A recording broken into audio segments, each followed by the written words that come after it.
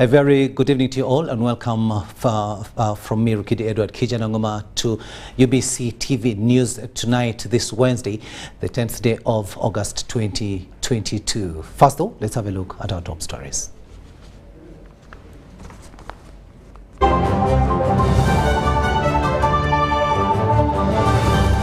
In our top stories tonight, Uganda signs memorandums of understanding with Somalia to boost investment opportunities. Conflicting media results as Kenya's UBC continues to tally.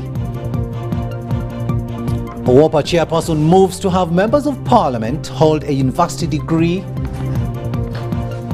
And in sports, excitement as she cranes returned from Birmingham.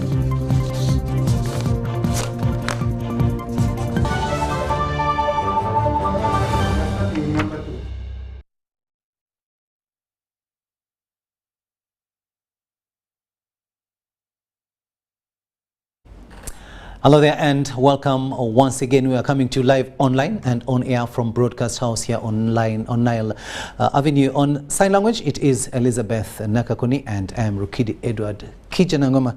And later on in this program, we expect to be joined by Voice of America's Vincent Makori to give us an update in as far as the Kenyan election is concerned. Now, as Bukimbiri County prepares to go to the polls, Vice President Jessica Alupo has rallied voters to go to the polls and maintain their strategic partnership with NRM by voting the NRM flag bearer Eddie Kwizera. Now, the Vice President was in Kisoro to rally support for the NRM party in general and the flag bearer in particular.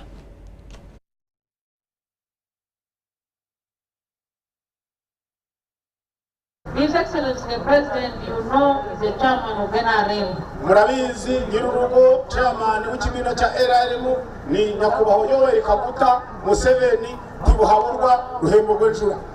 He sent us to hand over the NRM flag to Honorable Eddie Kwizera. Kugira ngo hatekwe gushidikanya yatubwiye ngo mugende mufata ibendera ya movement nje Nyirurugo ndavuze muyijanire Nyakubahwa Eddie Kwizera wa Gahungu niwe dutumye nta wundi. Water for Kasharara, amazi Gasharara, that road, umuhanda, schools in amashuri y'abasiniya n'aba primary, health facilities, amarwariro avurira gukira, poverty eradication, through parish development model. Kwizera niwe President Museveni atumye, the President niwe bari hano bakomeye ba President bamuhaye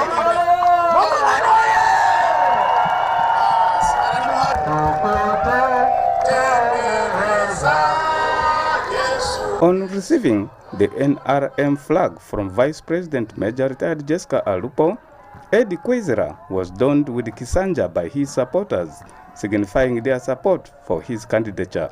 In his response, Kwizera assured them of his unrelenting lobbying to front their development quests for Bukimbiri County.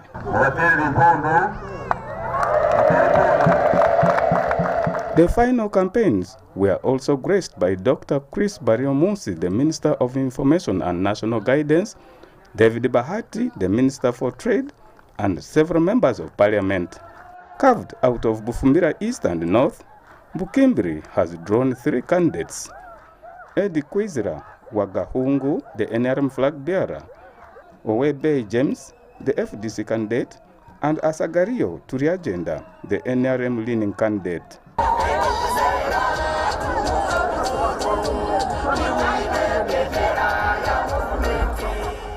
Etole Ed Akenjol, UBC News.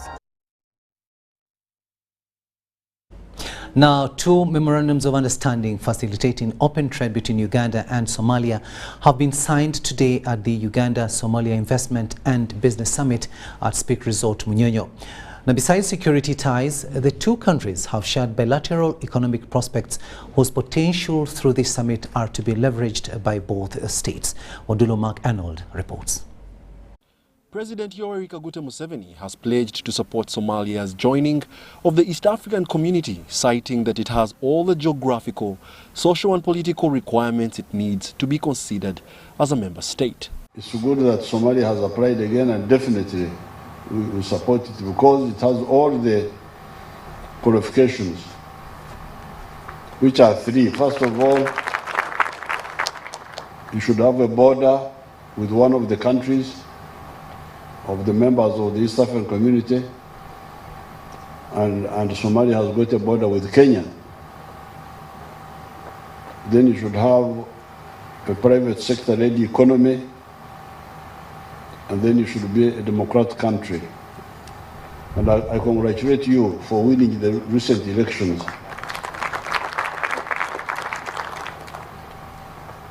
So definitely we shall support Somalia. The business community of Somalia sees joining the EAC as an opportunity to open up its potential to compete among its counterparts on a better position to leverage the African Continental Free Trade Area Agreement of 2018. Somalia has a clear understanding of the shared benefits that come with the working together, and we are ready to deliver the strong leadership and commitment required to contribute to boosting intra-regional trade and investment. In my meeting with His Excellency President Museveni and other East African head of states in Arusha, I underscored that Somalia belongs to the East Africa. The climax of the event saw 2 MOUs signed between Uganda and Somalia to promote investment in agriculture, the pathogenic industry, ICT, manufacturing and services, while opening up trade opportunities between both signatory governments and their citizens. Your Excellency, some items and issues that we feel need to be addressed by our both partner entity governments. The security assurance. Your Excellencies, I'm sure you agree with the well-known fact that capital is a coward. And we always say that the biggest coward is capital, because once it senses a threat, it's always the first one to leave the room. And I'm happy to report early this month, one of our banks has made an entry into the Ugandan market. We applaud that, and we understand this is the first time Uganda has ever made Islamic banking within its statutory framework. However, we would like to note there are few articles or laws that our business community have noted. We would really love to communicate the same via our diplomatic channels so that the government of Uganda can look into that to fully operationalize. What brings us here is to be able to have access to explore the Somali market as well, given the fact that there has been business engagement between the President of Somalia and the President of Uganda. I look at it as a window of opportunity to get into the Somali market. Interestingly, Uganda and Somalia have something that ties them. They're both oil potential countries. Uganda discovered oil, and we're actually now going to begin exporting oil. Somalia, on the other hand, is about to begin exploring oil. So that is a nexus that joins Uganda and Somalia in terms of oil. Where we come in, we teach people in terms of oil explorations. In 2014, the Private Sector Foundation recorded Ugandan exports to Somalia at $14 million US. But these have since reduced due to long-standing political instability in the Horn of Africa. Wadulo Makanold, UBC News in Kampala. Now, the visiting president of the Federal Republic of Somalia, His Excellency Hassan Sheikh Mohamud, and his delegation yesterday visited Luwero Defense Industries in Nakasongola district, which is a subsidiary of National Enterprise Corporation, NEC. His Excellency Mohamud was accompanied by Uganda's Minister for Defense and Veteran Affairs, Honorable Vincent Sempija, and the Director of Regional and International Political Cooperation in the Ministry of Foreign Affairs, Ambassador Kafero Arthur.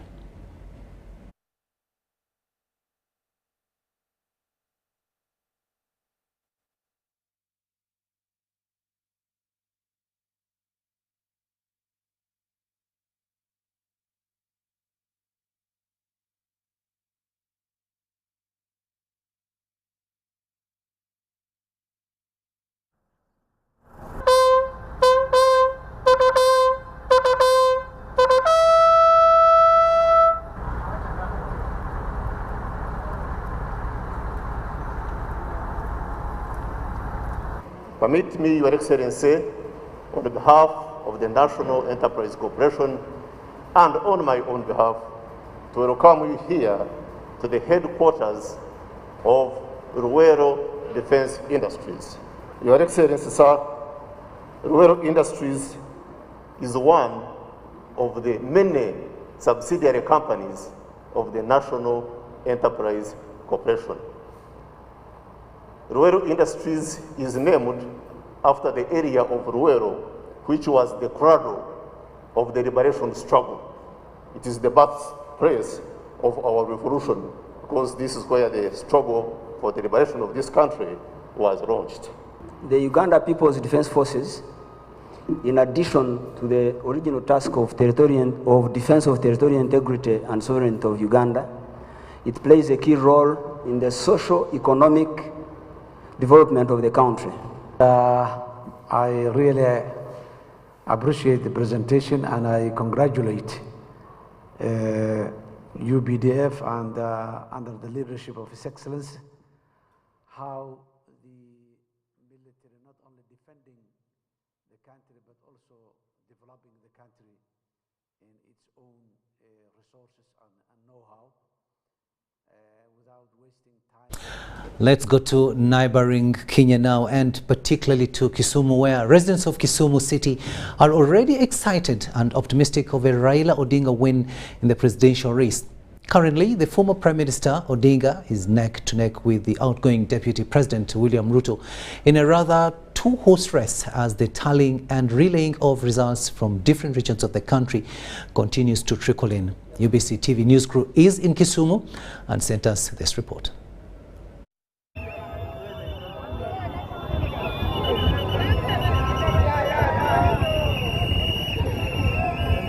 How was the election conducted? Well, we had the most credible, fair and transparent election in this country today, because you realize that the results as they are streaming in provisionally, they actually reflect what we did here on the ground.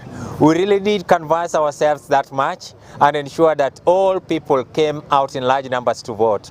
All those who are in hospital and were feeling okay but not yet discharged because of some fee arrears were also sent to go and vote. And we're very much happy, because we cannot fathom missing anything in this election.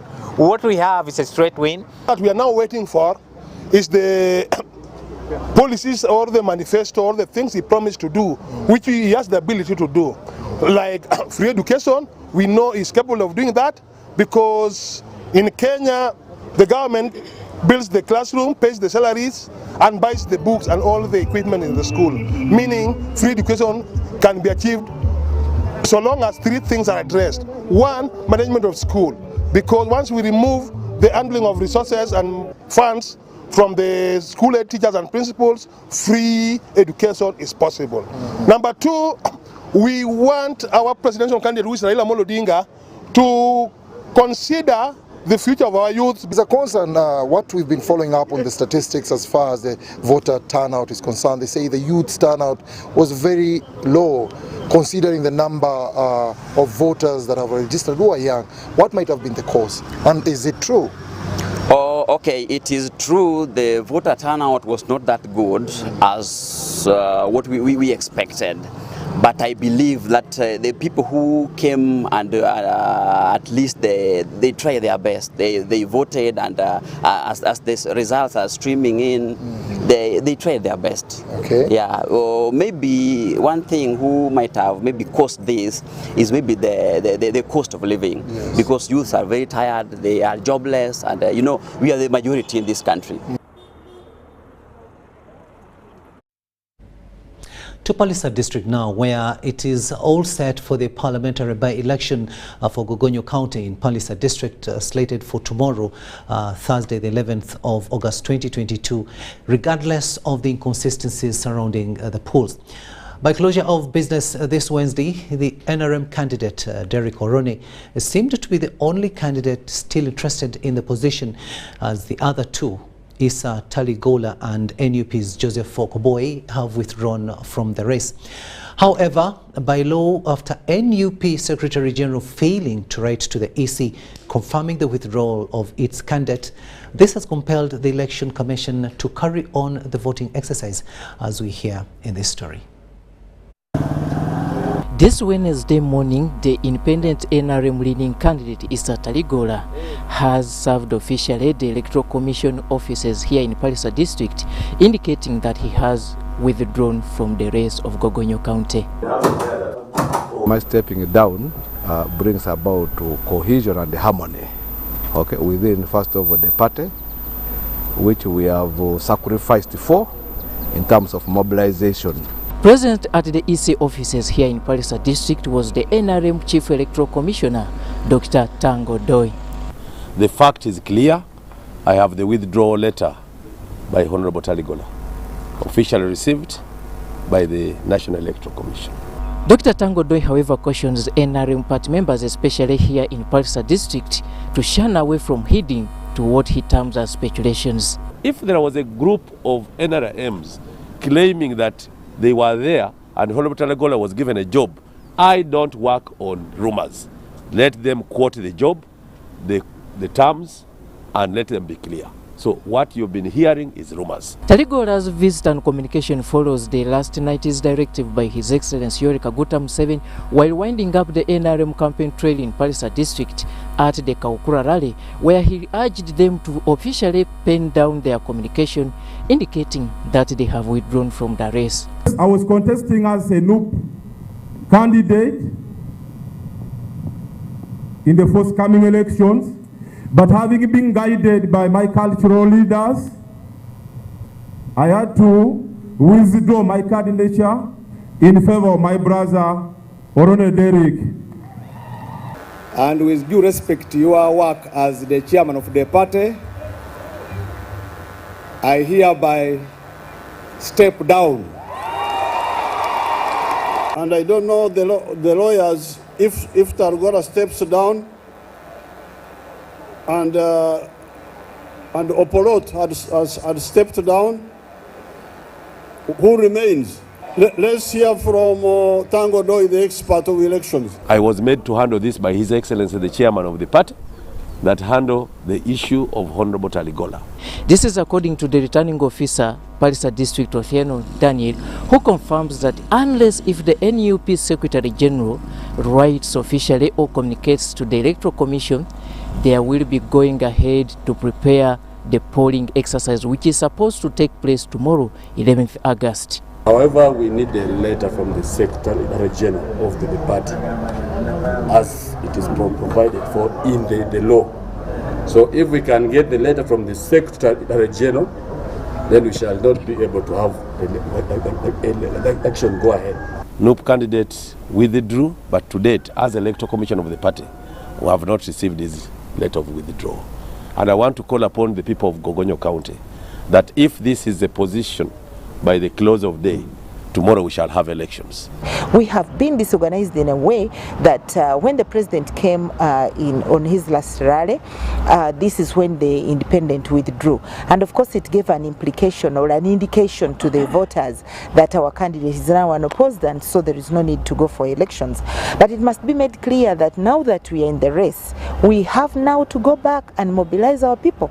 And we have agreed on the do's and don'ts, especially in respect to election malpractices, and everyone has been informed that should they fall short of the law, then they will be arrested and prosecuted. If voting is to go ahead as planned earlier on 11th August 2022, then more than 20,000 voters will be turning up at more than 100 polling stations to cast their vote in 4 sub-counties of Gogonyo County. Robert Onyango, UBC News, Parisa District. A Tororo District Woman Member of Parliament, Sarah Opendi, is seeking leave of Parliament to present a constitutional amendment to review education qualifications for members of Parliament. The amendment will, among others, require anyone seeking to contest to have a minimum of a university degree and also increase female representation. Susan Nawonga gives us more. The issue of capacity building should not be mixed with the issue of qualification. Those are two different things. Failing to speak on the floor is an issue of capacity. We need to build the capacity of those members. To be a member of parliament in Uganda, one is required to be a citizen of Uganda, a registered voter, and of sound mind. According to Section 4 of the Parliamentary Elections Act, the person must have completed a minimum of formal education of advanced level or its equivalent. However, there is a deliberate move to partly change the trend. Tororo woman member of parliament Sarah Opendi wants to present a private member's bill to review qualifications for one to contest as a member of parliament. Because when they put senior 6, what was the basis? The basis was because few people were qualified or had degrees in the country. But now we have 30,000 graduates every year. We have 53 universities. What excuse do you have for not having a degree? We need to look at the quality of leaders that we send to parliament, that we send to the local councils, and the quality of leaders that manage even our local, the LC3 level. The intended constitutional amendment seeks to adjust the level of education for anyone seeking to be elected as a member of parliament. Opende proposes a minimum of at least a university degree. There are very few members who don't have degrees. I've done my research, majority of the members have degrees. For example, 56% of the women members of parliament have master's degrees. So that should not be an issue. And also the reason for bringing it early enough is to allow members time, because 2026 is some 4 years away from now. So this will give somebody time to go back to school. Some of the justifications are that members hold offices which involve a responsibility that require one to have fairly advanced knowledge to facilitate meaningful debate. Members had their mixed reactions. I'm not support that idea because it's going to eliminate then capable leaders who can run this country. We have seen so many intellectuals here that have messed up with our economy, that have messed up with our jobs, that have messed up with the powers that they have in the office. And I think it is very disheartening for someone to think that it is the academic qualification that brings all this.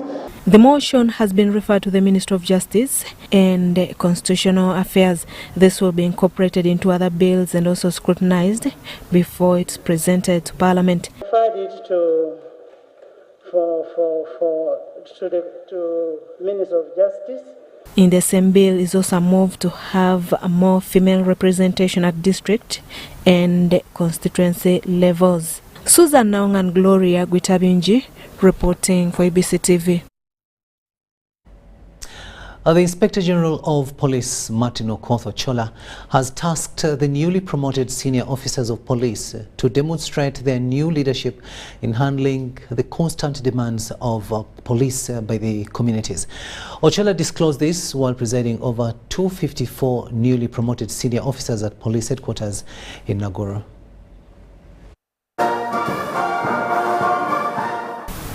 Over 254 promoted officers that were endorsed by President Yoweri Kaguta Museveni have been decorated.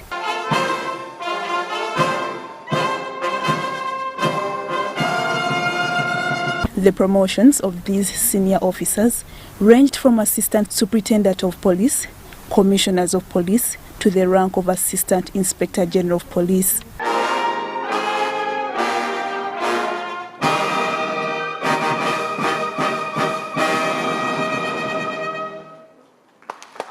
Those picked include the 5 senior officers that got the highest rank of Assistant Inspector General of Police. These are Charles Birungi, Director Welfare, Fadhil Kali, Commander Field Forces, James Ochaya, Director Research, John Nwajira, and Richard Ediegu, Director Logistics.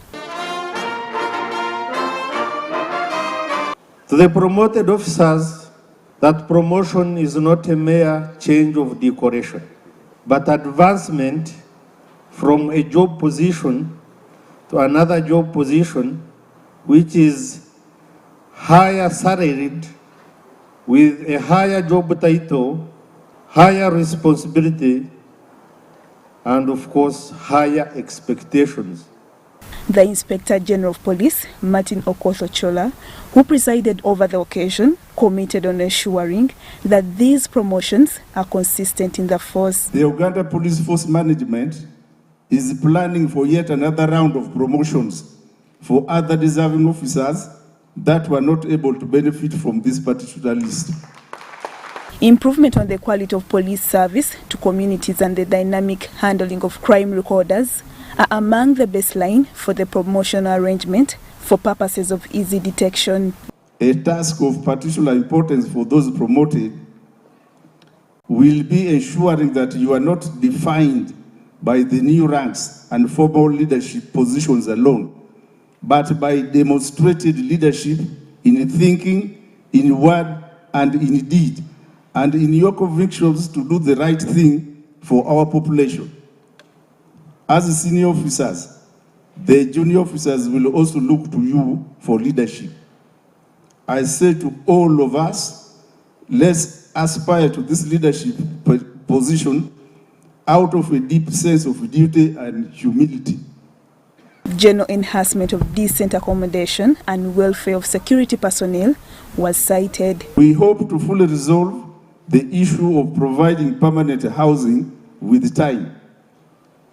Therefore, as you assume the new ranks of leadership, you will shoulder the responsibility of continuing this effort to seek ways to innovate to keep the UPF ahead of the curve and keep Ugandans secure. The last promotion of senior police officers was held 5 years ago during the reign of General Kale Kaihura. Lydia Chomkama, Stephen Kalisha, UBC News.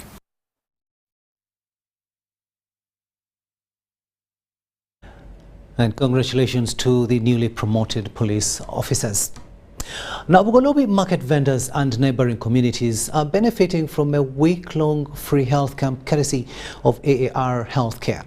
The camp will benefit over 500 people in testing for non-communicable diseases.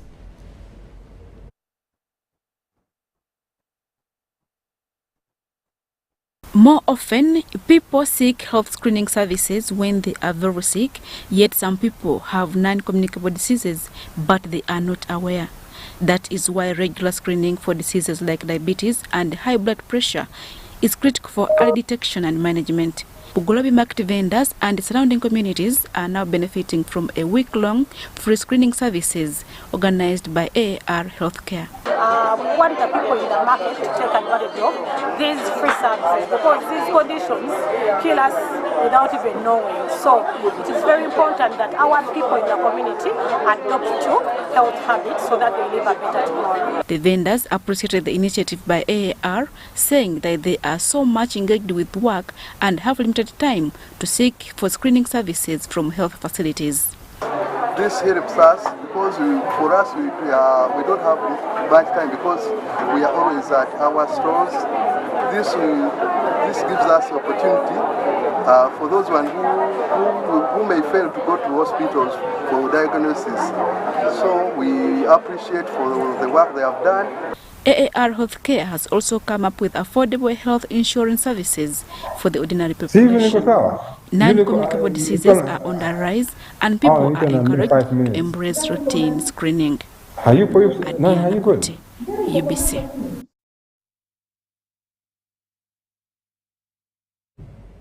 Thanks, Adia Nakuti, for that story there, and very, very important that people should be tested, especially for non-communicable diseases. But now, let's shift our attention and go back to Nairobi for the Kenyan elections. And we are joined now by none other than Vincent Makori, who is a VOA correspondent. And Vincent, if you can hear us. I can hear you. Good evening and welcome to the program. Okay, briefly, paint for us the picture. What's happening at the moment?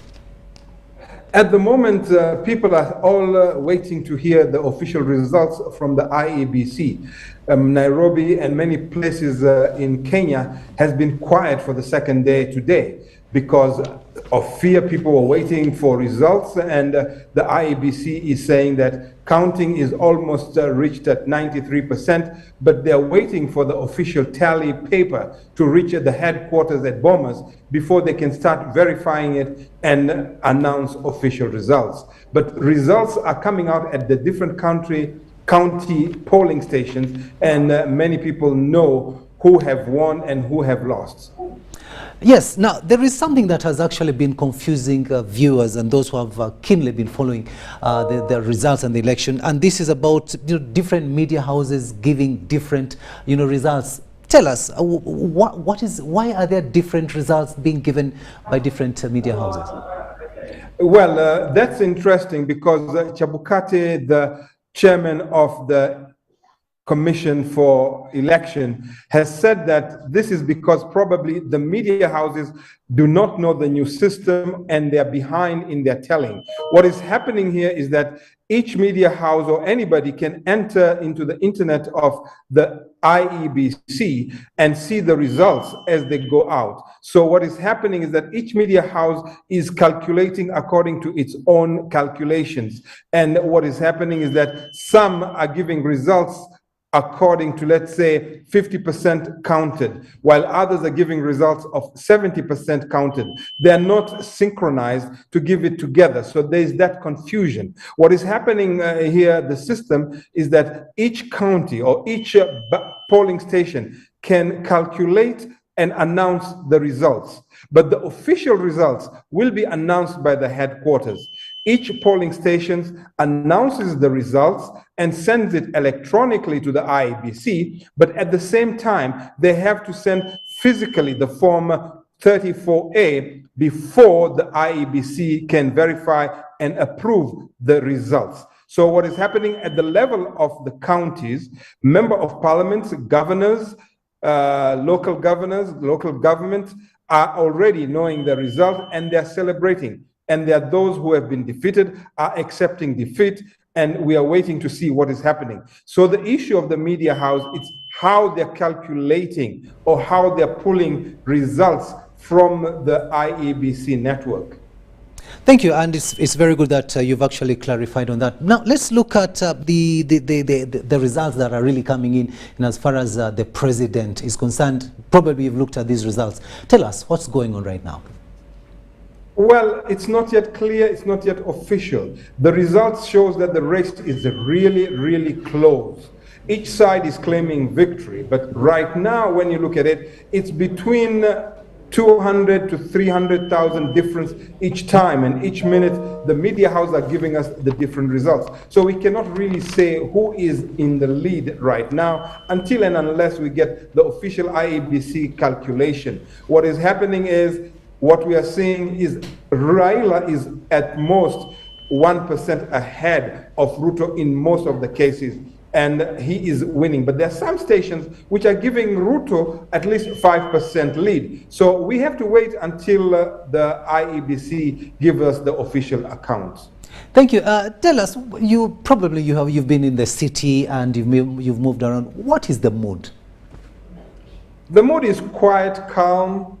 To a certain extent, some areas people are worried, but in reality, as I said, the city today was like a holiday. It was empty, and you couldn't see what is happening. Everybody was at home. So that is what is happening right now. I've heard people having a hard time getting Uber or taxi in and out of the town because everybody is waiting to see what the results of the presidential elections will be. The most important one, remembering 2007, it's the results of the presidential election. So they were worried that probably the results would be so quick to be announced, or let's say provisional results by IEBC, but they were also confused. So that's one of the reasons why everything is so calm and people have just decided to stay home. Some said they're staying home because last night they did not sleep. Each one was waiting on the screen, watching what the results was, because it was really neck to neck.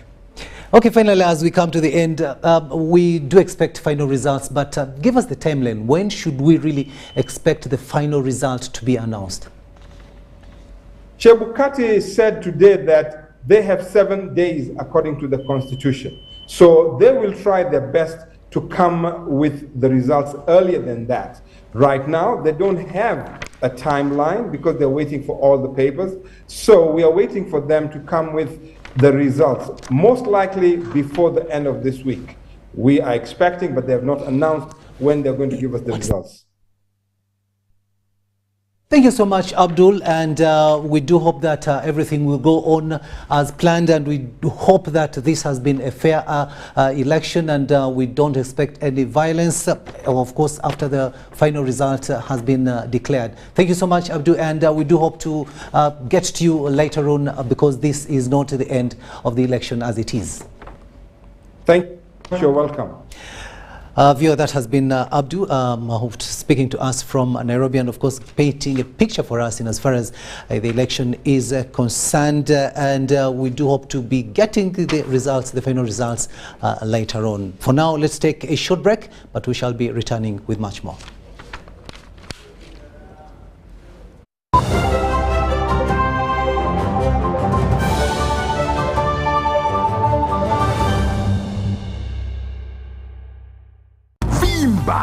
MTN Kabode Super as you pay mpola for this smartphone. Make calls, update your WhatsApp status, watch YouTube, and Google anything under the sun with 2 GB worth of data every month for 7 months. Simply make a small deposit of 99k and pay the balance mpola. You can pay in daily, weekly, or even monthly installments while you enjoy your new phone. So what are you doing today? Visit any MTN shop near you and get the MTN Kabode Super easy.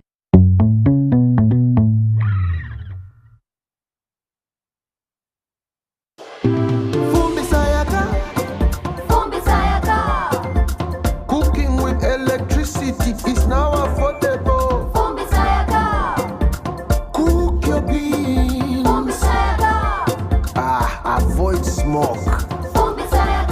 Sayaka. Cooking with electricity is now so affordable with the Fumba tariff set by the Electricity Regulatory Authority. With the Fumba tariff, you can now buy up to 70 units of Yaka at a reduced price of 412 Uganda shillings per unit after consuming your first 80 units of the month. For more information, contact the Electricity Regulatory Authority on 0200 506 000. At Timex Nutrition Center, we advise you on the right foods to eat, exercise profile to adopt, and lifestyle strategies which are compatible to your blood group and genotype. This empowers your body to prevent and treat many diseases like diabetes, blood pressure, arthritis, ulcers, obesity, and many others. For more information, find us at our head office in Kampala on Nassa Road, Conrad Plaza, 2nd floor, or call 0758 819 952 or 0778 288 361. We also have other branches in Mbara and Jinja. Enjoy more GBs for the same price on Airtel. Shareable using Tugabane. We have increased GBs across all your favorite packs. Now, 4 GB is at 10,000 shillings and 10.5 GB at 22,500 shillings, all valid for a week. For the heavy data users, enjoy 24 GB at 50,000 shillings and 50 GB at 100,000 shillings, all valid for a month. Dial *175# or use the My Airtel app to buy these and more affordable weekly and monthly data bundles on Airtel, the smartphone network. Getting a birth certificate is as easy as 1, 2, 3. 1. Get a birth notification record stamped by a medical officer from a medical facility where the baby was born, or from a sub-county chief if the birth occurred in the community. 2.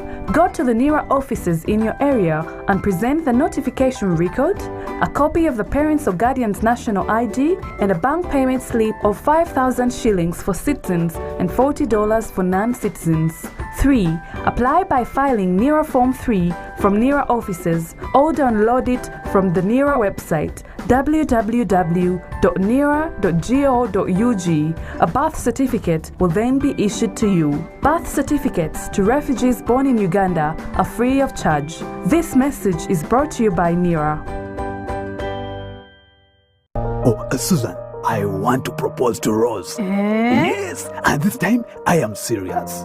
Have you guys had sex? Duh, of course. And have you had sex without using condoms? Hey, nga you're curious. I'm more concerned. Are you having sex with other people? Hey, hello. Is this an interview or what? No, just things you should think about. Do you know Rose's HIV status? Okay. This is serious. Should I be worried? It is actually serious. Do you know your HIV status? I think I am safe. Many times we get into situations that put us at risk of HIV. However, the first step to ending HIV is getting tested and knowing your results. It's Time Up HIV. Call 0800-211-046 or text 8080 toll-free for more information about how to prevent HIV. This message is brought to you by Ministry of Health with support from USAID. Meet Professor Petero. He knows something every hustler in UG is gonna love. Oh, see. You say I was just trying to get the documents to register for Airtel Money. You don't need the documents. You just say the register. What's going on here? He sells things from the shop, and behind my back, he gets the money and gives it to his girlfriends. But just get Airtel Money Pay so that all money comes direct to your business wallet and only you, the owner, have access to it. Just dial *185 *10 hash and now you are on. No waiting. Huh? This insanity is sweet. Give them also. I only take Airtel Money Pay. It's easy and secure. Yes, become a safer and more efficient cash-free business today. Easy. No mixing your business money with your Kameza money. Now, that's efficient. Airtel Money. Instant, secure, borderless. National Council for Higher Education will hold the 4th Annual Higher Education Conference on the 14th and 15th September 2022. The conference theme is Enhancement of Teaching, Learning and Assessment with Ordeal in Higher Education. The guest of honor will be the First Lady and Minister of Education and Sports, Honorable Janet Kataha Museveni. The conference will be held physically at Hotel Africana for only invited guests and open to online participants via Zoom webinar that will be shared under the events section at www.unche.or.ug. The keynote speakers are Ezra Nazim, Senior Fellow of Higher Education Academy UK, Professor Henk Gerald Sola, a Dutch organizational theorist and Emeritus Professor of Business, Engineering and ICT at Groningen University, the Netherlands. The National Council for Higher Education is receiving papers from researchers and scholars for publication in the Uganda Higher Education Review, Journal of National Council for Higher Education.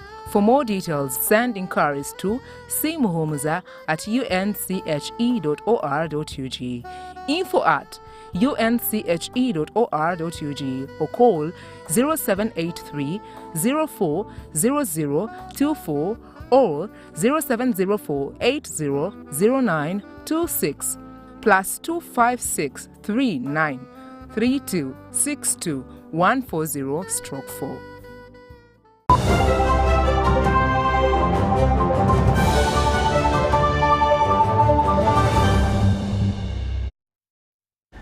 Welcome back from that break, and this is News Tonight here on UBC TV. On sign language, it is Elizabeth Nakakuni and I am Rukidi Edward Kiijanangoma. Now, private health service providers want government to expedite the process of passing the proposed National Health Insurance Scheme into law. The proposed National Health Insurance Scheme will, according to private health providers, strengthen public-private partnership through investing in the health system for better health service delivery.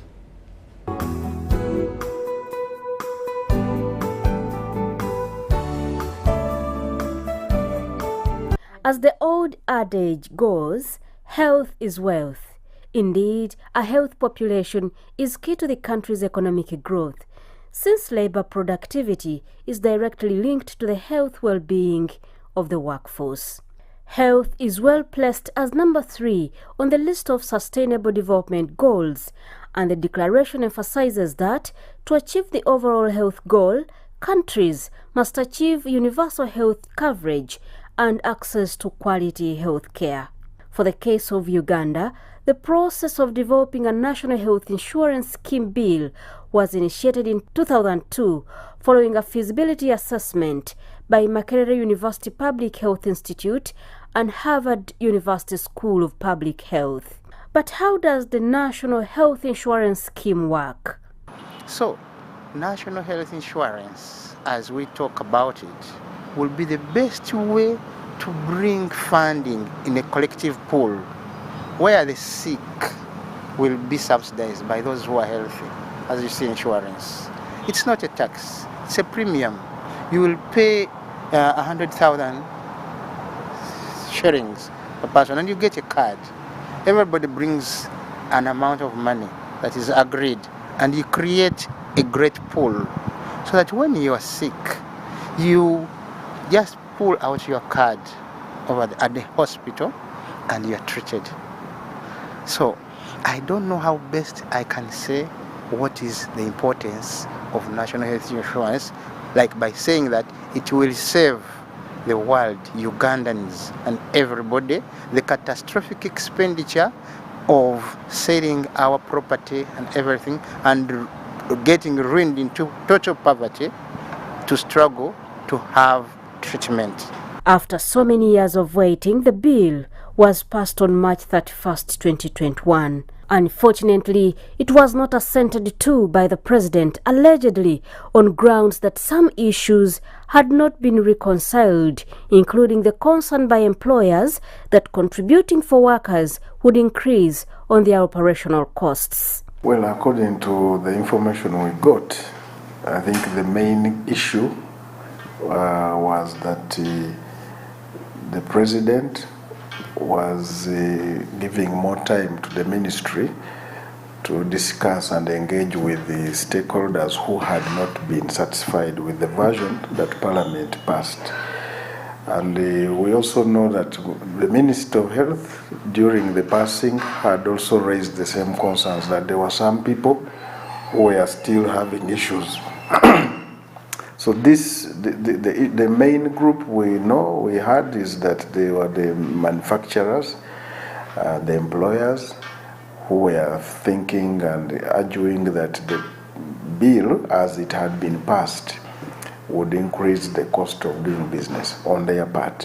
When you look at private sector insurers, as well as private sector non-health general manufacturers and so forth, the national health insurance is very welcome. The question comes into how is it structured? And I think that that is the discussion we've been having with the Ministry of Health over the last year and a half, to make sure we come to a meeting point where we are in agreement, to be able to move together, because we're all in agreement. We need a national health insurance scheme. So some of the concerns that were there in the previous draft of the bill were that the cost of employment would be high because of the national health insurance. And that was boiling down to the fact that as a country, we have very few people in formal employment, we have very few tax contributors, and we have very few people that you can identify and find to say you need to contribute into the national health, because they're in the informal sector. And so the question was, can we leave the employer from contributing and the employee, who is the beneficiary, contributes to the national health insurance scheme? And the Ministry of Health agreed to that. Now, people can say, but all the other countries, the employer is contributing. But if they look carefully at the journeys of all those countries, the employer wasn't contributing from day one. It started off with the beneficiary contributing. And as the scheme grew and as the scheme evolved, then the employer came in. And that is what we're proposing as a country. Let us start off with the beneficiary, the employee, who's going to use that scheme to contribute. However, private health service providers are pushing government to ensure that the national health insurance scheme is in place, because it is being looked at as a redeemer to the country's health sector. The proposed national health insurance scheme will, according to private health providers, improve on availability of essential medicines. The Ministry of Health reaffirms commitment to ensure that the country has a national health insurance scheme in place. Following the return of the National Health Insurance Scheme Act, and the reason being that time had elapsed for the old bills of the 10th Parliament, and if they found that bill had not been assented to, by law it was supposed to be returned. So it was returned, and what we're doing now is to make sure that it is resubmitted. And the status is we use that opportunity to make sure that if there are any things that were not very clear or not agreed upon in the previous bill that had been passed, would use it to make sure that it is cleared, and that's what we've been doing, getting to fine-tune the bill and make sure that everybody is on board so that it can be submitted.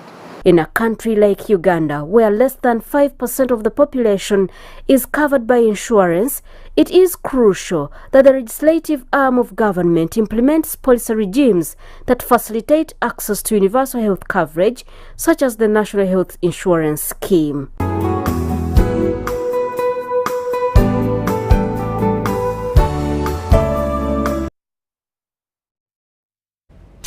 To Mukono now, where the Bishop of Mukono Anglican Diocese, James William Sebagala, has expressed worry over the sudden shift from traditional religions to new unstable religions without strong religious foundations.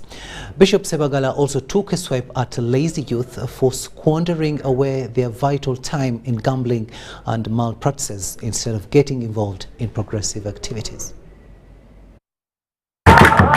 The Bishop of Mukono Anglican Diocese, James William Sebagala, has expressed worry over the sudden shift from traditional religions to the new unstable religions without strong religious foundations.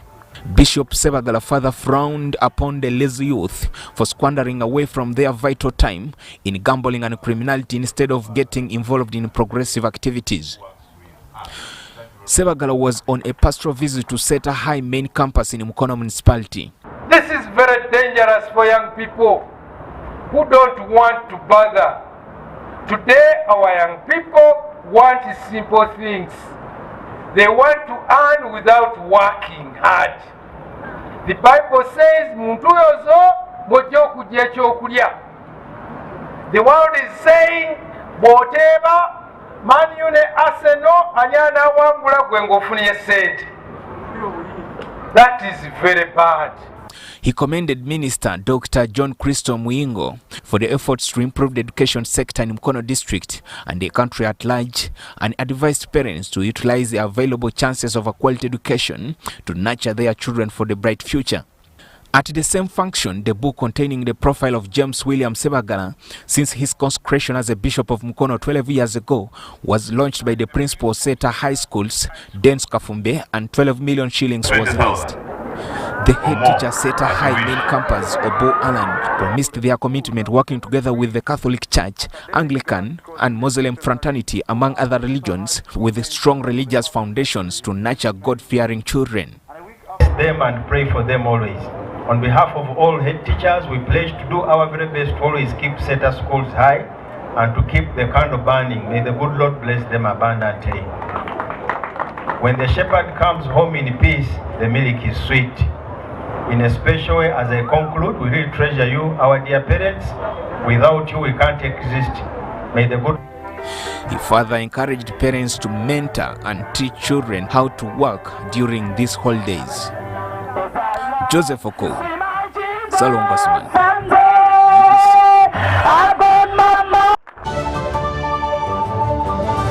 Get connected today with the My Airtel 4G smartphone and enjoy free data for 1 whole year worth 86,500 Uganda shillings. That's free 2 GB for the first month and free 1 GB for the next 11 months at only 250,000 Uganda shillings with free data for 1 whole year worth 86,500 shillings, making the effective price of the 4G phone 163,500 shillings only. Airtel, the smartphone network.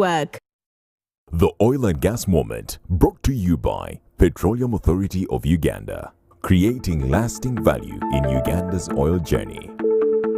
In order to be contracted to supply goods and services for oil activities in Uganda, you must register on the National Suppliers Database. Between 2017 and 2021, close to 400 Ugandan entities were awarded various contracts to supply goods and services to the sector. Tech Lab Limited is a geosciences company that has been offering geotechnical and geophysical investigation services to the East African market since its inception in 2002. Our experience working with Ama Energy has been a pleasurable one. The seismic surveys have always been on our radar, and when this opportunity came up, we put together a winning bid and became the first Ugandan company to provide seismic services under an oil and gas contract in Uganda. Registration on the National Suppliers Database is free. Visit www.pau.go.ug. Creating lasting value in Uganda's oil journey. Vimba! Ni MTN Kabode Super as you pay mpola for this smartphone. Make calls, update your WhatsApp status, watch YouTube, and Google anything under the sun with 2 GB worth of data every month for 7 months. Simply make a small deposit of 99k and pay the balance mpola. You can pay in daily, weekly, or even monthly installments while you enjoy your new phone. So what are you doing today? Visit any MTN shop near you and get the MTN Kabode Super easy.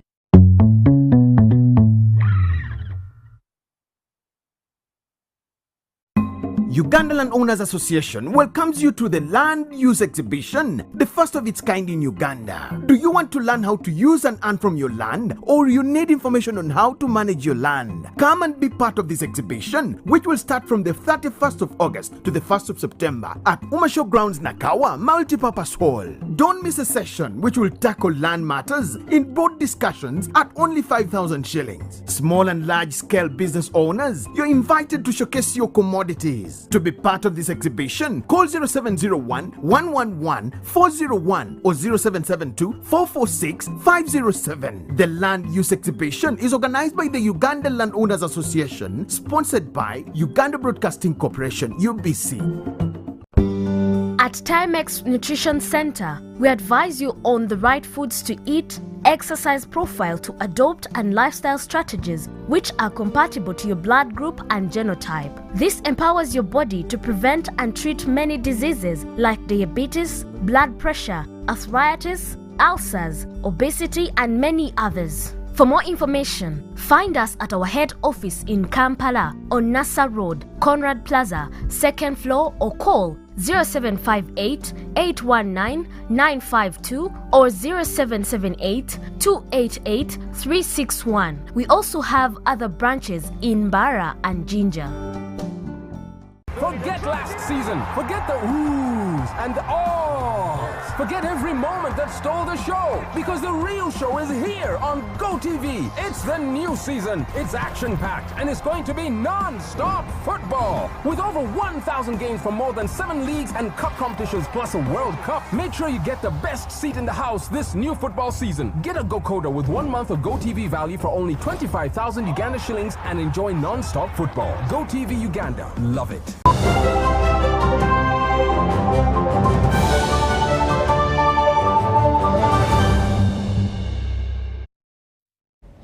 Welcome back. Now let's have the latest in sport, and we look at netball, where Uganda's national netball team, the She Cranes, has returned from Birmingham, the United Kingdom, where they participated in the Commonwealth Games. The ladies were received by a cheerful crowd as they touched down at Entebbe International Airport last night. On arrival, She Cranes officials spoke to the media, expressing their excitement at the team's accomplishments, and also shared some of their future plans, current challenges and grievances, which included poor facilities and lack of resources. The She Cranes exhibited form at the just concluded games, coming at 5th place overall and becoming best netball team on the African continent. It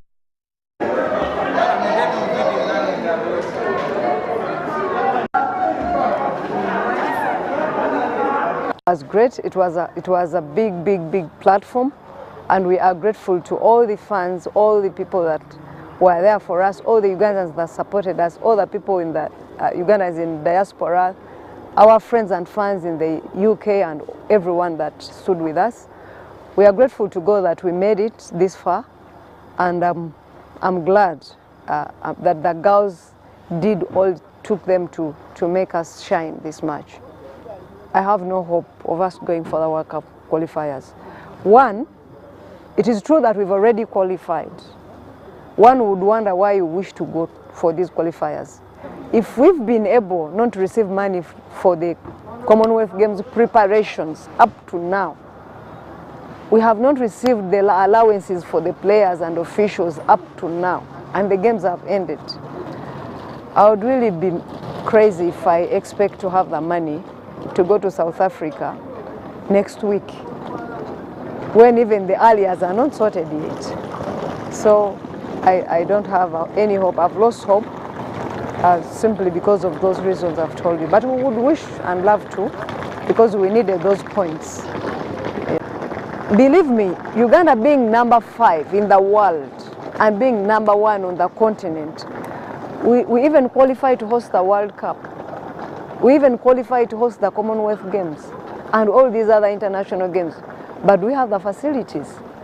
We don't have the facilities because the best ranked countries will not come to play in such a surface. They need that board with a sponge. I mean, we must do something about it.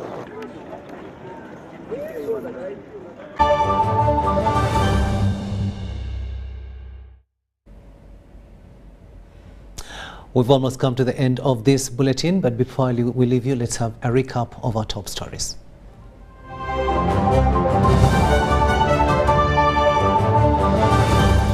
In our headlines tonight, Uganda signs memorandums of understanding with Somalia to boost investment opportunities. Conflicting media results as Kenya's IEBC continues to tally. WOPA chairperson moves to have members of parliament hold a university degree. And in sports, excitement as She Cranes return from Birmingham.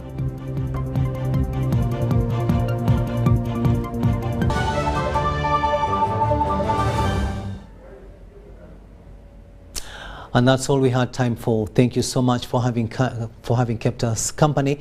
On sign language, it has been Elizabeth Nakakoni, and I am Rukidi Edward Kiijanangoma wishing you a blessed night. But up next here on UBC TV, it's Super Soul Sisters, and that will be followed later on at 10 by Behind the Headlines. Good night and see you tomorrow.